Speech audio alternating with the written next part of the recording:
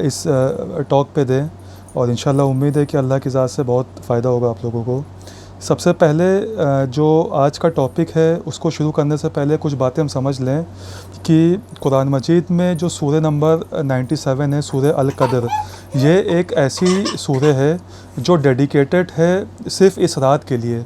आप खाली इस बात से इसका अंदाज़ा लगा सकते हैं कि कुरान मजीद की एक सूरह जो है वो पूरी तरह से डेडिकेटेड है सिर्फ़ इस एक रात की इम्पोर्टेंस, इस रात की फ़जीलत बताने के लिए। ठीक है। तो अच्छा, अब दूसरी बात पे आप अगर दूसरी अहम बात जो है वो ये है कि ये जो सूरह है जिसको हम बोलते हैं इन्ना सूरह अल कद्र जो है, लैलतुल कद्र का माना क्या है पहले हम ये समझ लें, उसके बाद इंशाल्लाह आगे की बातों पर डिस्कशन करेंगे। लैल बोलते हैं अरबी में रात को, और कदर बोलते हैं डिक्री, यानी कि फ़ैसला, जिस रात को फ़ैसला होता है। तो इन शॉर्ट आप ये समझ लीजिए कि ये वो रात है जिस रात में फ़ैसले होंगे। और फ़ैसले किस चीज़ के होंगे? जो भी आगे आने वाला साल है, अगला साल जो नेक्स्ट ईयर आएगा, उसमें जो भी अल्लाह तक के हुक्म होते हैं वो फ़रिश्ते इस महीने में जो है उसको इम्प्लीमेंट करते हैं। तो इस रात की बड़ी फ़जीलत है, क्योंकि इस रात में जो भी दुआ करें वो दुआ भी अल्लाह ताला सुनता है, उसको कबूल करता है। और जैसे कि इंशाल्लाह अभी हदीस में भी आएगा, तो हम लोग उसको डिस्कशन करेंगे। इसके पहले कि मैं अपनी मेन टॉपिक पे आऊँ, कुछ 5 चीज़ें मैं इंशाल्लाह आपको बता देता हूँ जो करने की हैं। उसके बाद इंशाल्लाह कुरान की मुख्तसर सी तफसीर जो इस सूरह मुबारक के हवाले से है, इंशाल्लाह उसको समझने की कोशिश करेंगे। सबसे पहले तो हम ये समझ लें कि अल्लाह ताला ने जहाँ पे कुरान मजीद में सूरह अल कदर का ज़िक्र किया है, ये जो हमारा मेन आज का टॉपिक रहेगा। बट इसके पहले 5 अहम चीज़ें हम समझ लें, उसके बाद मेन टॉपिक पे आते हैं। सबसे पहली चीज़, ये रात जो है ये मगरिब के बाद से स्टार्ट हो जाती है, यानी कि मगरिब के बाद से लेकर के फ़जर तक इसका टाइम होता है। तो हमें कभी भी इसका जो एक एक सेकंड है वो बड़ा कीमती होता है। होता क्या है कि हम लोग अक्सर अपनी प्रिपरेशन करते हैं इशा के बाद से, बट एक्चुअली होना क्या चाहिए कि मगरिब के बाद से लेकर के जो अगले दिन की फ़जर है, उस रात में हम जो भी नेकी करते हैं उसको अल्लाह मल्टीप्लाई कर देता है। जैसे कि फ़जीलत आई है कि 1000 महीने के बराबर होता है। अभी जब हम इसकी थोड़ा सा मुख्तसर तफसीर करेंगे तो इंशाल्लाह इस पे इसका ज़िक्र करेंगे। तो 1000 महीने की इबादत का सवाब है इस रात में। अगली बात ये कि हमें कोशिश ये करना चाहिए कि हमें मगरिब, इशा और फ़जर ये जो है जमात के साथ पढ़ना चाहिए इस रात में। जमात से इसलिए भी पढ़ें क्योंकि आपको मालूम है कि जमात का सवाब जो है वो 27 गुना तक ज़्यादा हो जाता है। तो इस रात की फ़जीलत इस हवाले से भी है कि हम कोशिश ये करें कि घर में अगर 2 लोग भी हैं, क्योंकि अभी आपको मालूम है कि मस्जिदें इस टाइम उस तरह से ओपन नहीं जितना नॉर्मल डेज़ में होती हैं, तो एटलीस्ट हमको ये करना चाहिए कि हमें अपने घर में अगर 2 लोग भी हैं तो कोशिश ये करना चाहिए कि जमात से हम नमाज़ को पढ़ें। तीसरी चीज़, अगर हम नमाज़ पढ़ रहे हैं तो हम बीच बीच में अस्कार की भी तिलावत करें, इसका भी बड़ा सवाब है। जैसे होता क्या है कि नॉर्मली आदमी एक इबादत को कंटिन्यूस नहीं कर पाता, जैसे नमाज है, तो ऐसा नहीं है कि हम पूरी रात नमाज़ पढ़ सकें। नॉर्मली प्रैक्टिकली बात करें तो मुश्किल होता है थोड़ा सा। तो हम लोग क्या कर सकते हैं, वेरिएशन ला सकते हैं अपनी इबादत में। उसमें क्या कर सकते हैं कि जैसे नमाज़ पढ़ लिया आपने, बीच बीच में हम अल्लाह के जो मुख्तलिफ़ नाम है जो अल्लाह के रसूल सल्लल्लाहु अलैहि वसल्लम ने हमको सिखाएं, जैसे कि सुबहान अल्लाह है, अल्हम्दुलिल्लाह है, अल्लाहु अकबर, जो बहुत कहने में आसान होते हैं, तो उसका हम अपनी ज़बान पे रिपीटिशन लेकर के आएँ। इससे भी इंशाल्लाह हमें बहुत सवाब मिलेगा। तो एक तो तरीका ये हो सकता है कि जब हम नमाज को बीच बीच में नमाज से गैप लेते हैं, जो या गैप करते हैं या थक जाते हैं, कुछ भी आप कह लें, तो हम बीच बीच में ये छोटे छोटे जो अस्कार हैं उनको करें। अच्छा, अब अगली बात ये कि हमें अपने नेक अमाल को डाइवर्सिफ़ाई भी करना चाहिए। डाइवर्सिफ़ाई का मतलब ये है कि हमें अलग अलग नेकियों पे ध्यान देना चाहिए, जैसे कि नमाज है, कुरान की तिलावत है, सदका है, इस तरह के जितने भी अलग अलग डाइवर्सिफ़ाई कर सकते हैं हमें उस हिसाब से करना चाहिए। तो इस तरह से क्या है कि हम रात की जो इस रात की फ़जीलत है उसके हवाले से पूरी रात हम अच्छी तरह एंगेज भी हो सकते हैं, और पूरा जो बेस्ट यूटिलाइजेशन है वो हम इस रात का अचीव कर सकते हैं। तो ये मुख्तसर सी 4-5 चीज़ें थीं जो हमें इस रात में करना चाहिए। अब इंशाल्लाह कुरान की उस सूरह के ऊपर आते हैं जिसका ज़िक्र है, सूरह अल कद्र का। शॉर्ट में यह इन्ना अंज़लनाहु फ़ी लैलतुल क़द्र वमा अदराका मा लैलतुल क़द्र क़द्र लैलतुल क़द्र खैरुम मिन अल्फ़ि शहर तनज़्ज़लुल मलाइकतु वर्रूहु फ़ीहा बिइज़्नि रब्बिहिम मिन कुल्लि अम्र सलामुन हिय हत्ता मतलइल फ़ज्र। ये सूरह है, सूरह नंबर 97। इसका मुख्तसर सा अगर हम तर्जुमा देखें तो ये है हमने इसको शब कदर की रात में उतारा। यहाँ पे इसका मुराद है शब कदर की रात में कुरान मजीद। आपको मालूम है कुरान मजीद जो है ये शब कदर की रात में जो है जो पहला आसमान, 7वें आसमान से पहले आसमान की तरफ ये आया। तो अल्लाह ताला ने जो पहला आसमान जो दुनिया के सबसे ज़्यादा करीब है उसमें कुरान मजीद आया। उसके बाद उस जगह को बैतुल इज़्ज़ा भी बोलते हैं कि जो अल्लाह ताला ने नाजिल किया कुरान मजीद को शब कदर में, तो 7वें आसमान से पहले आसमान की तरफ आया और फिर 23 साल के वक्फे में धीरे करके कुरान मजीद नाजिल हुआ। तो ये वो रात है जिसमें जो सबसे बड़ी नेमत है, जो सबसे बड़ा मौज़ा था अल्लाह के रसूल सल्लल्लाहु अलैहि वसल्लम का, वो इस रात में नाजिल हुआ। तो हमें सबसे पहले कोशिश यही करनी चाहिए कि जितना ज़्यादा मुमकिन हो सके हम कुरान को पढ़ें, कुरान को समझने की कोशिश करें और कुरान पे अमल करने की कोशिश करें। तो सबसे पहली फजीलत है इन्ना अंज़लनाहु फ़ी लैलतुल क़द्र, कि ये वो रात है जिसमें कुरान नाजिल हुआ। अब आगे क्या आयत है, और तुम क्या जानो शब कदर क्या है। शब कदर की रात का इम्पोर्टेंस अल्लाह ताला हमको बताना चाहते हैं और अल्लाह ताला बोलते हैं कि इंसान को इसका अंदाज़ा नहीं है।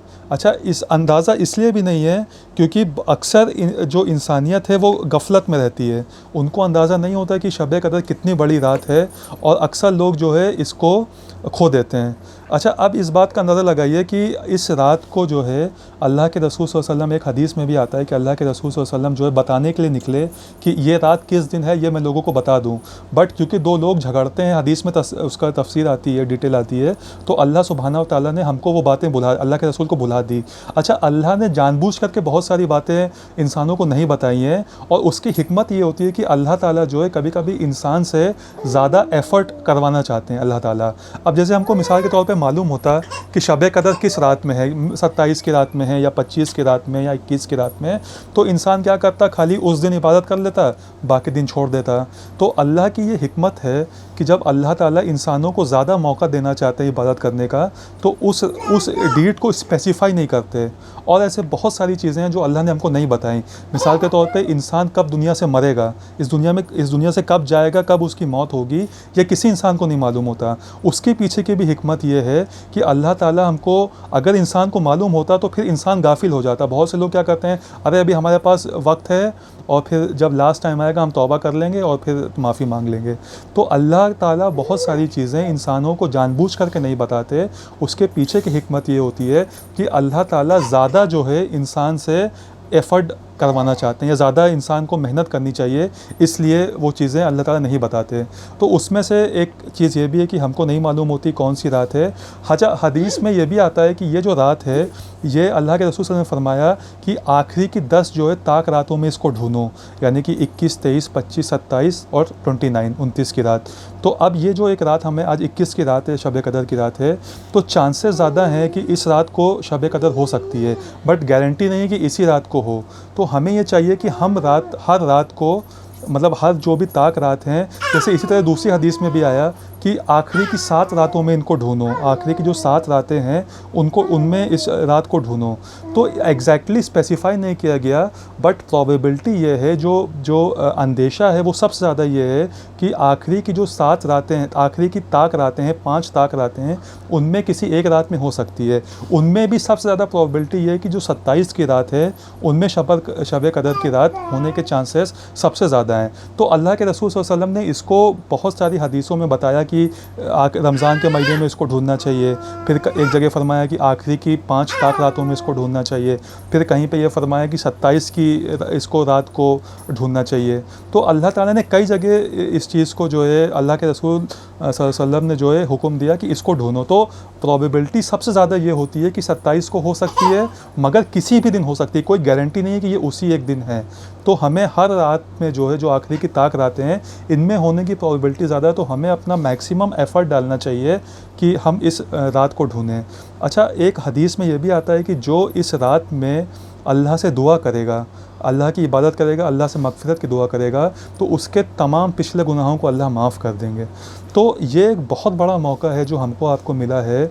और आप इस बात से अंदाज़ा लगाइए कि जो सबसे बड़ी नेमत है, जो कुरान है, वो इस रात में नाजिल हुआ, और अल्लाह ने हमको आपको मौका दिया है, हमको आपको मौका दिया है कि हम इस रात में अल्लाह की इबादत करके अपने तमाम गुनाहों को माफ़ करवा लें, अपने तमाम गुनाहों को माफ़ फरमा लें। चलिए आगे पढ़ते हैं इंशाल्लाह। अभी फिर हदीस से भी इसका डिस्क्रिप्शन करेंगे, डिटेल में डिस्कस करेंगे जो हदीसें आई हैं। इंशाल्लाह मेरे पास सब चीज़ें हैं जो आज डिस्कशन करनी है हमें। तो अगली आयत है, और तुम क्या जानो कि शब कदर क्या है, शब कदर 1000 महीनों से बेहतर है। ये 1000 महीने से जो बेहतर है, इसको कैलकुलेट करें तो तकरीबन 83 साल 83 ईयर्स के आसपास आता है। तो इंसान की जो एवरेज एज है वो 70-80 के करीब होती है।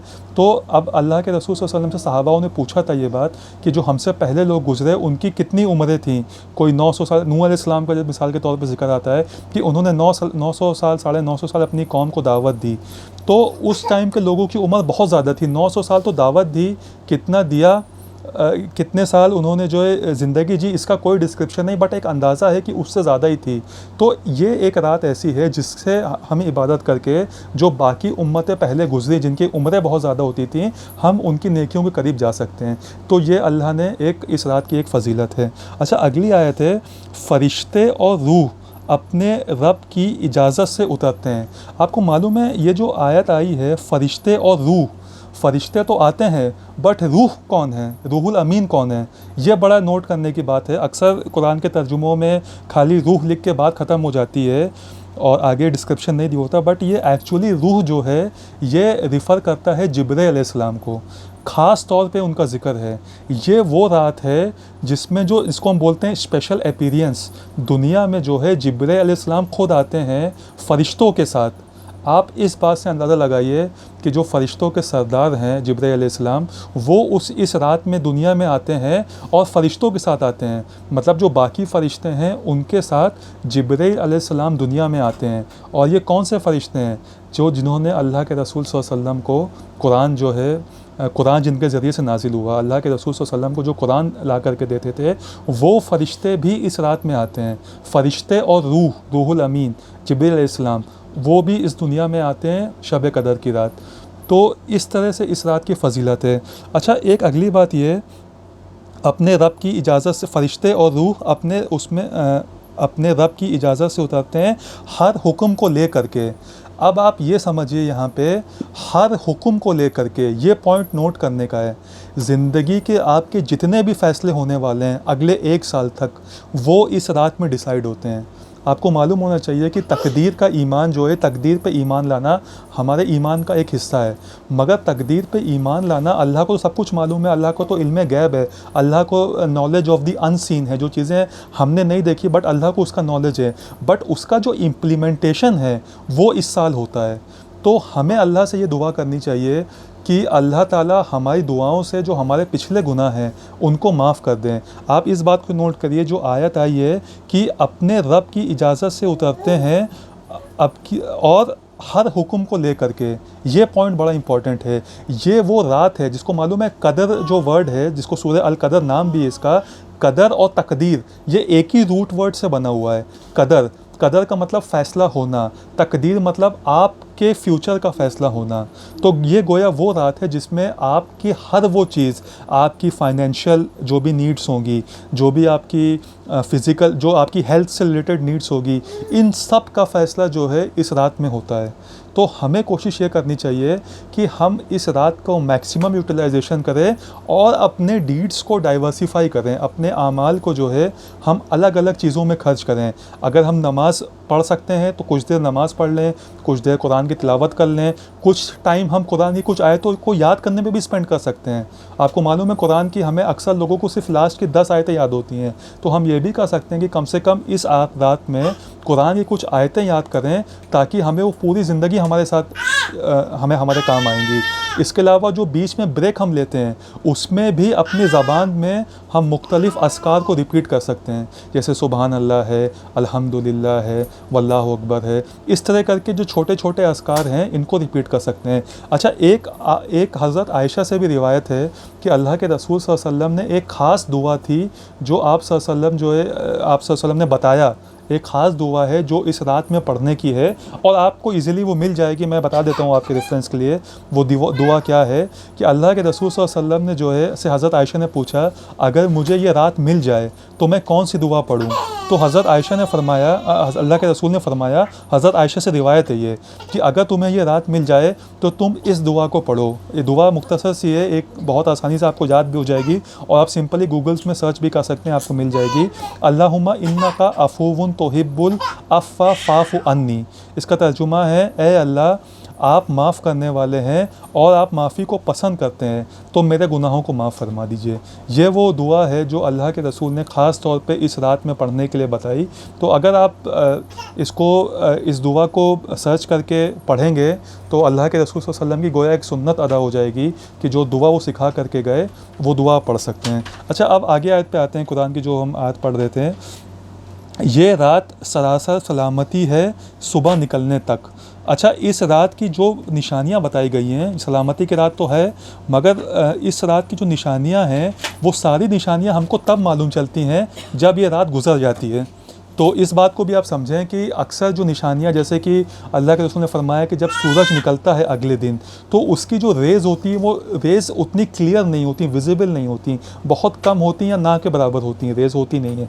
तो और मौसम क्या होता है, बहुत ठंडा भी नहीं होता, बहुत गर्म भी नहीं होता, बहुत नॉर्मल सा होता है, बहुत एक सुकून सा, एक अमन का माहौल होता है उस रात में, क्योंकि इस रात में फ़रिश्तों का नुज़ूल होता है और फ़रिश्ते हज़ारों लाखों की तादाद में दुनिया में आते हैं। जो अरबी का वर्ड यूज़ किया गया है इस कुरान में, उसका मतलब होता है कंजेशन हो जाता है, मतलब इतनी भीड़ हो जाती है फ़रिश्तों की कि ये इस रात में सलामती है।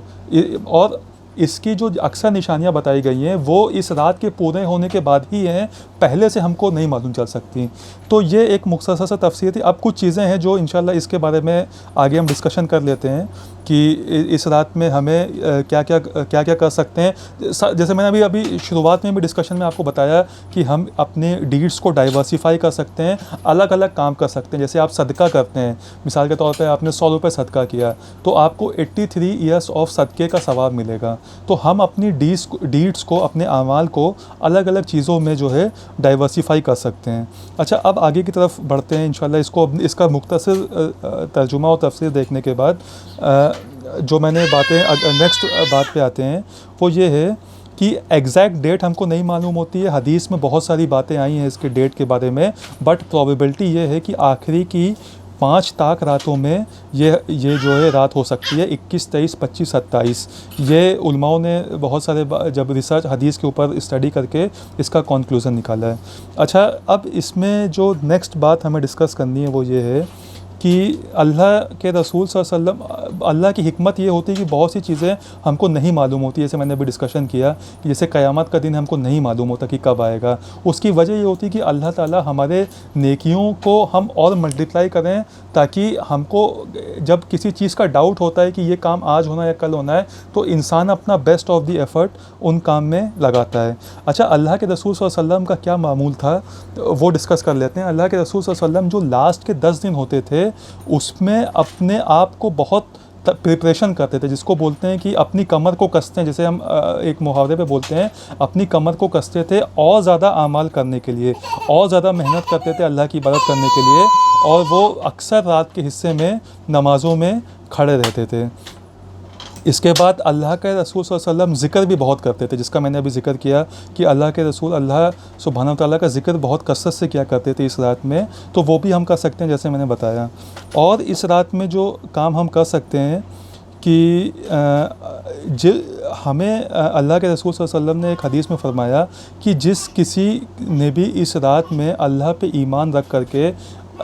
ईमान रखा, नेक और दुआ करी, तो उसके तमाम गुनाह जो है वो अल्लाह ताला माफ़ कर देंगे।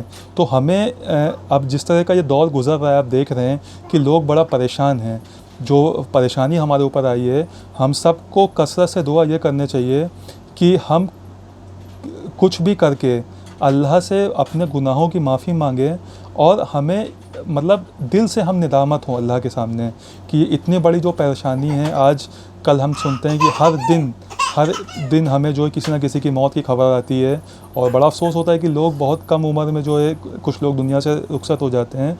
तो एटलीस्ट हम अल्लाह से दुआ करें कि अल्लाह जो है हालात को जो है वो आसान कर दे। और ये एक मौका है क्योंकि अल्लाह ने वादा किया है, अल्लाह के रसूल सल्लल्लाहु अलैहि वसल्लम ने हदीस में वादा किया है कि अल्लाह पिछले तमाम गुनाहों को माफ़ फरमा देता है, और अगर इंसान ईमान के साथ खुलूस के साथ दुआ करे तो उसकी दुआएं भी कबूल होती हैं।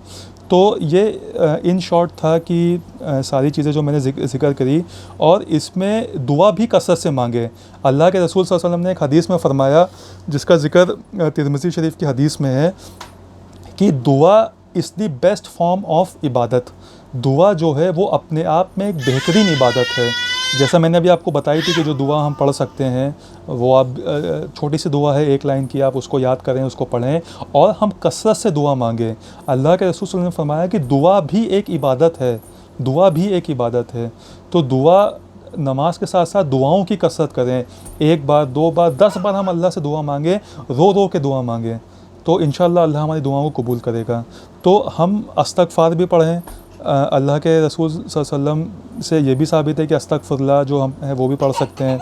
और इसके साथ साथ जो है हम जब नमाज़ भी पढ़ें तो कोशिश ये करें कि हम जमात में पढ़ें। अगर घर में 2 लोग 3 लोग जितने भी लोग हैं, हम कोशिश ये करें कि जमात में पढ़ें। उससे क्या होगा कि हम जो है नमाज को जमात में पढ़ने का हमको सवाब मिलेगा। अच्छा, कुछ और एक अस्कार हैं, सुबहान अल्लाहि वल अज़ीम, ये भी अल्लाह के रसूल जो है कसरत से पढ़ा करते थे, और आपको मुख्तलिफ़ दुआएं ये मिल जाएंगी, आप देखेंगे तो अलग अलग डिटेल में आपको मिल जाएंगी, तो आप इनको पढ़ सकते हैं इंशाल्लाह। मेरा शायद टाइम भी ख़त्म हो रहा है, तो अल्लाह ताला से बस ये दुआ है कि अल्लाह ताला हमें कहने सुनने ज़्यादा अमल करने की तौफ़ीक़ अता फ़रमाए। और जो भी आज की रात हमको अल्लाह ने एक मौका दिया है, हम में से बहुत सारे लोग हैं जिनको ये मौका नहीं मिल पाया, और हमें उनकी भी मग़फ़िरत की दुआ करनी चाहिए। और अल्लाह ने अगर हमको एक चांस दिया है यहाँ पे, तो हमें इसका पूरा फ़ायदा उठाना चाहिए। अल्लाह से रो रो के गिड़गिड़ा के माफ़ी मांगनी चाहिए, अपने गुनाहों की माफ़ी मांगनी चाहिए, और अल्लाह से दुआ करना चाहिए कि अल्लाह ताला हमको कहने सुनने से ज़्यादा अमल करने की तौफ़ीक़ अता फ़रमाए। वाखिरु दावाना अनिल हम्दुलिल्लाह। हाँ,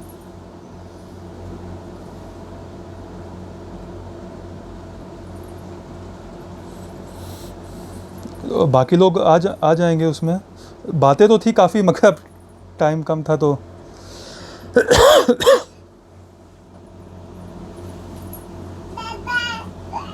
ठीक है, कर दो उसको।